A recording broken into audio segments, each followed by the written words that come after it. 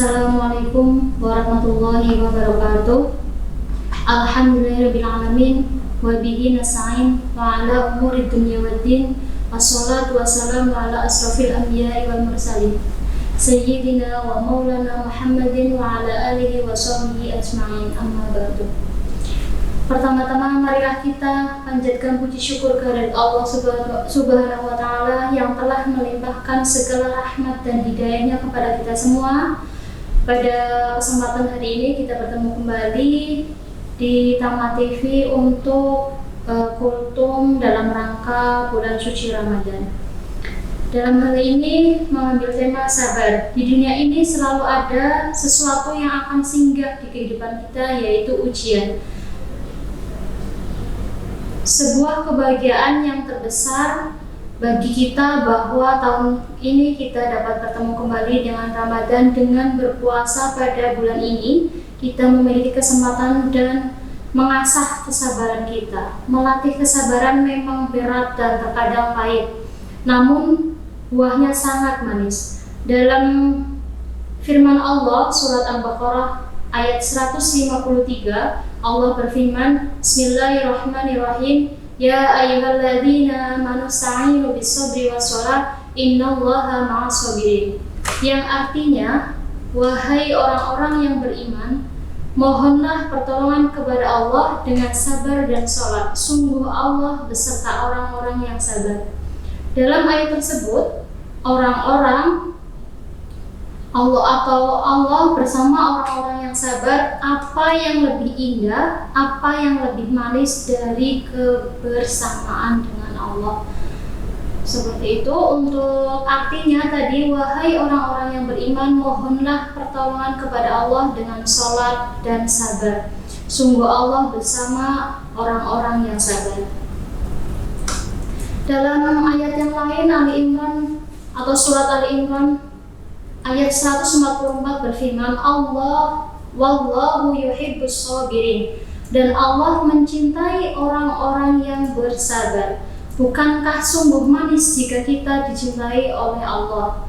Artinya, dalam hal ini sabar yang memiliki makna dalam bahasa Arab. Secara bahasa Arab berarti radhiya atau ridho atau tajallada atau mengikat, yaitu atau dalam arti lain duana syakwa atau tanpa mengeluh. Tidak mudah untuk sabar memang kita, apalagi dalam bulan puasa seperti ini. Pemirsa, sabar itu harus selalu kita terapkan dalam setiap hal, dalam setiap waktu dalam berpuasa. Seperti dalam ayat Al-Quran juga disebutkan kembali, ayat Al-Baqarah atau surat Al-Baqarah ayat 45, wasta'inu bis-sabri was-shalah wa innaha lakabiratun illa 'alal khashi'in. Artinya, dan mohonlah pertolongan kepada Allah dengan sabar dan salat, itu sungguh berat kecuali bagi orang-orang yang khusyuk. Bagi orang-orang yang khusyuk itu tidak mudah, apalagi kita untuk dalam hal ini berpuasa itu juga harus khusyuk dan fokus dengan amal ibadah kita dalam bulan Ramadan ini. Mengapa dikatakan sabar itu berat? Karena sebagaimana arti bahasa sendiri, yang artinya bersabar itu harus mampu menahan diri dan bertahan dari hal-hal yang menggoda kita, dari hal-hal yang tampaknya menyenangkan dan memberikan kenikmatan. Jenis kesabaran, kita berkaca dari Nabi Yusuf dalam Al-Quran, setidaknya ada tiga kesabaran yang harus kita asah, yaitu sabar menahan amarah, yang kedua sabar melawan godaan nafsu, dan yang ketiga sabar menahan cobaan. Cobaan nanti kita akan menjelaskan satu persatu dari 3 macam kesabaran tersebut. Yang pertama, sabar menahan amarah. Bentuk kesabaran yang pertama adalah sabar menahan amarah saat Nabi Yakub kita contohkan, atau ayah Nabi Yusuf menerima kabar Nabi Yusuf dimakan oleh serigala, yang ia katakan adalah fasabrun jamil. Hal ini terekam dalam surat Yusuf ayat 189, yang artinya, dan mereka datang membawa baju gamisnya yang berlumuran darah palsu, dia atau beliau yang berkata, sebenarnya hanya dirimu sendirilah yang memandang baik urusan yang buruk, maka hanya bersabar itulah yang terbaik, dan kepada Allah yang memohon pertolongannya terhadap apa yang kamu ceritakan. Kesabaran menahan amarah juga ditunjukkan oleh Nabi Yusuf. Di penghujung kisah Nabi Yusuf, Nabi Yusuf telah menjadi orang besar dan para saudaranya yang dahulu kini meminta maaf padanya. Beliau tidak memahami atau memarahi ataupun mencaci maki, justru beliau berkata sebagaimana terekam dalam Al-Quran, qala,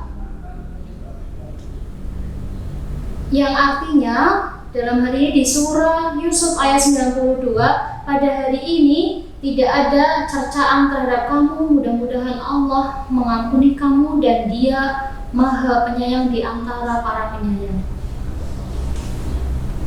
Oke, di sini lanjut ya pemirsa, untuk kedua, dalam hal ini kesabaran adalah untuk yang pertama tadi kita sudah dijelaskan sabar untuk secara godaan tentu tidak mudah bagi kita, tidak ringan menahan amarah, karena amarah itu susah sekali untuk ditahan. Yang kedua, sabar melawan godaan nafsu. Yang kedua ini kita harus sabar melawan godaan nafsu, yang contohnya saat ini kita sedang berpuasa, menahan hawa nafsu untuk pengen minum, pengen makan, pengen membicarakan orang, padahal hal-hal tersebut adalah dimana dilarang oleh ketika kita melaksanakan puasa. Tidak boleh makan, tidak boleh minum, apalagi kita menggunjing atau membicarakan keburukan orang lain. Dalam hal ini kita contohkan ketika kisahnya Nabi Yusuf. Beliau saat itu beranjak dewasa, ia sempat digoda oleh seorang wanita untuk melakukan sesuatu yang dilarang oleh Allah Subhanahu wa Ta'ala. Bagaimana sikap beliau untuk menyikapi dalam hal itu? Di sini diceritakan di dalam surah Yusuf ayat 23, perempuan yang dia atau Yusuf tinggal di rumahnya menggoda dirinya, dan dia menutup pintu-pintu yang ada di dalam rumahnya, lalu berkata, marilah mendekat kepadaku.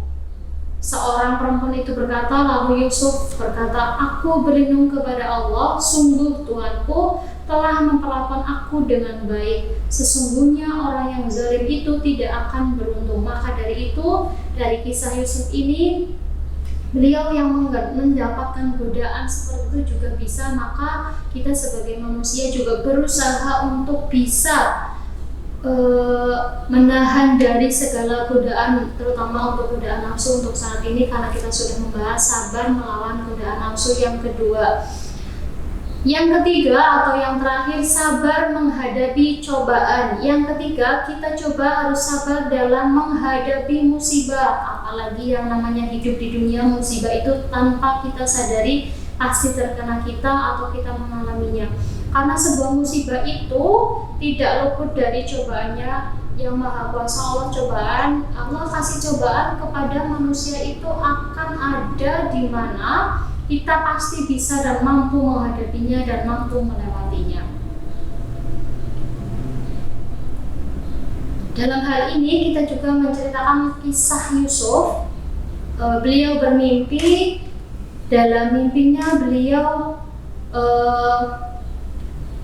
kamu bercocok tanam 7 tahun, sebagaimana bisa kemudian apa yang kamu tuai hendaklah kamu biarkan di tangkainya kecuali sedikit untuk kamu makan.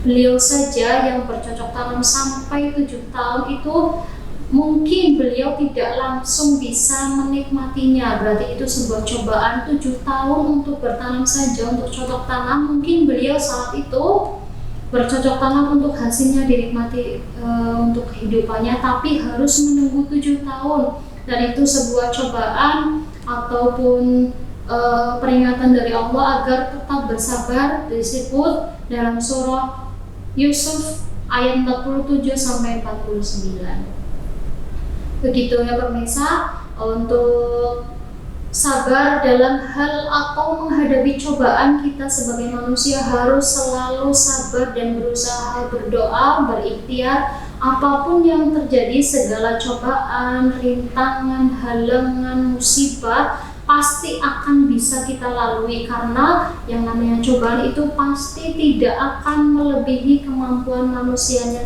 sendiri. Maka Allah memberikan cobaan itu tidak akan melebihi batas kemampuan manusianya tersebut. Dan kita lihat bahwa dengan kesabaran mereka akhirnya bisa melewati cobaan berupa masa-masa yang sulit, masa-masa yang susah, masa-masa yang sedih, menyakitkan. Dan saat itu kita akan melewati kesabaran, akhirnya yang akan berbuah dengan kemanisan atau kebahagiaan, karena kesabaran itu pasti ada titik selesainya atau titik puncak di mana kalian sabar itu akan menghasilkan buah yang manis. Seperti itu pemirsa, selamat menjalankan ibadah puasa, tetap selalu bersabar untuk kita sampai menyelesaikan 30 hari di bulan Ramadan tahun ini dengan segala cobaan pandemi, agar kita selalu tetap dalam iman Islamnya dan kita bisa menjalankan puasa di tahun ini seperti tahun-tahun sebelumnya sebelum pandemi ada. Seperti itu, sabar dan selalu tetap beribadah kepada Allah, pasti Allah akan tetap bersama orang-orang yang sabar. Terima kasih. Kami akhiri atau saya akhiri tausiah atau kultum di hari ini. Semoga bermanfaat. Wassalamualaikum warahmatullahi wabarakatuh.